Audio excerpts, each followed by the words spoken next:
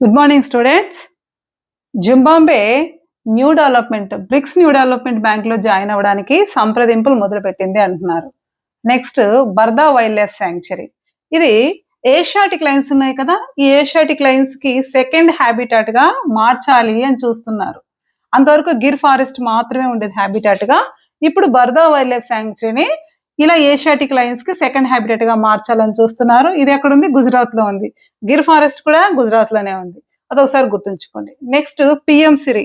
ఈ PM SRI అంటే ఏం లేదు, PM schools for rising India.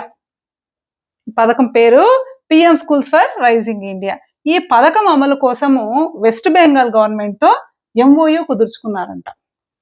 అయితే ఈ పథకం ఏంటంట, 5 years వరకు ఉంటుంది. 2022, 23 నుంచి 26, 27 వరకు.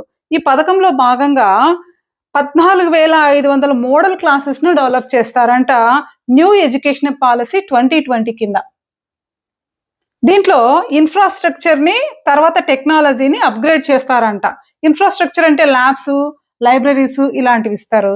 తర్వాత టెక్నాలజీ అంటే స్మార్ట్ క్లాసెస్ లాంటివి డెవలప్ చేస్తారు ఈ 14,500 మోడల్ క్లాసెస్ లో.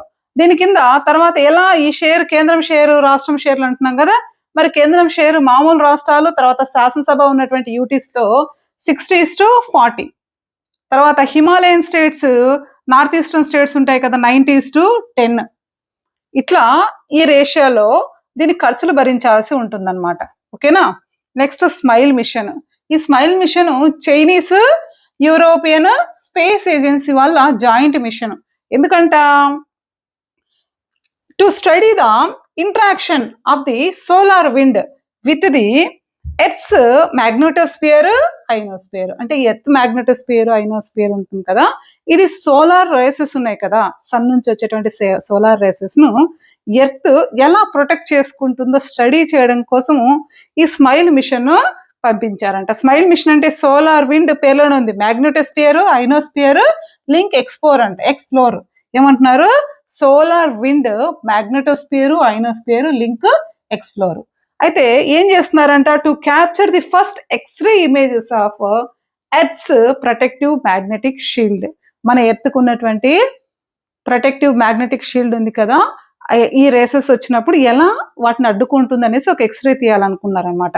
సో దీనికి సంబంధించి ఎక్కడ చేశారంట, హైలీ ఎలిప్టికల్ ఆర్బిట్ లో పంపించారంట ఈ మిషన్ కి సంబంధించి. ఎట్లా, మన ఎర్త్ యొక్క నార్త్ పోల్ మీద. ఓకేనా, స్టడీ చేయడానికి, ఎక్స్రే తీయడానికి. In space, Indian national space promotion and authorisation centre, ఇది ప్రైవేట్ పెట్టుబడులను ప్రోత్సహిస్తుంది స్పేస్ టెక్నాలజీలో. అయితే 2026 లో స్పేస్ మీటింగ్ జరిగింది. ఎక్కడ? ఇటలీలోని వెనిస్ లో జరిగింది. అయితే ఈ 9 ఇండియన్ స్పేస్ టెక్ కంపెనీస్ ఉన్నాయి కదా, ఇవి ఇన్ స్పేస్ ఆధ్వర్యంలో సైన్ చేశారంట ప్రమోషన్ చేసుకోవడానికి, కొలాబరేట్ అవ్వడానికి. సో ఇన్ స్పేస్ అనేది చాలా ఇంపార్టెంట్ ఈ సందర్భంలో.